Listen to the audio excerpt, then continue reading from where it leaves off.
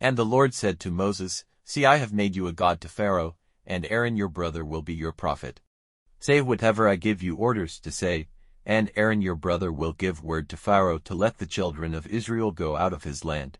And I will make Pharaoh's heart hard, and my signs and wonders will be increased in the land of Egypt. But Pharaoh will not give ear to you, and I will put my hand on Egypt, and take my armies, my people, the children of Israel, out of Egypt, after great punishments. And the Egyptians will see that I am the Lord, when my hand is stretched out over Egypt, and I take the children of Israel out from among them. And Moses and Aaron did so, as the Lord gave them orders, so they did. And Moses was 80 years old, and Aaron 83 years old, when they gave the Lord's word to Pharaoh.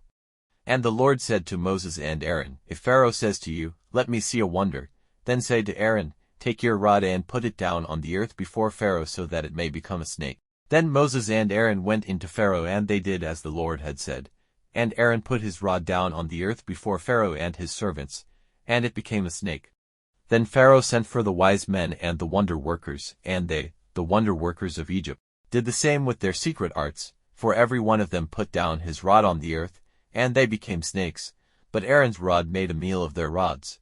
But Pharaoh's heart was made hard, and he did not give ear to them, as the Lord had said. And the Lord said to Moses and Aaron, Pharaoh's heart is unchanged.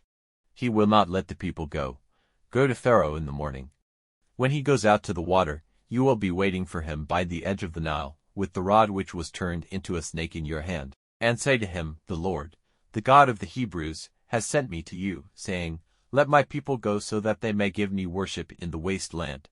But up to now you have not given ear to his words. So the Lord says, By this you may be certain that I am the Lord. See, by the touch of this rod in my hand the waters of the Nile will be turned to blood. And the fish in the Nile will come to destruction, and the river will send up a bad smell, and the Egyptians will not be able, for disgust, to make use of the water of the Nile for drinking. And the Lord said, Say to Aaron, Let the rod in your hand be stretched out over the waters of Egypt, and over the rivers and the streams and the pools, and over every stretch of water, so that they may be turned to blood. And there will be blood through all the land of Egypt, in vessels of wood and in vessels of stone. And Moses and Aaron did as the Lord had said.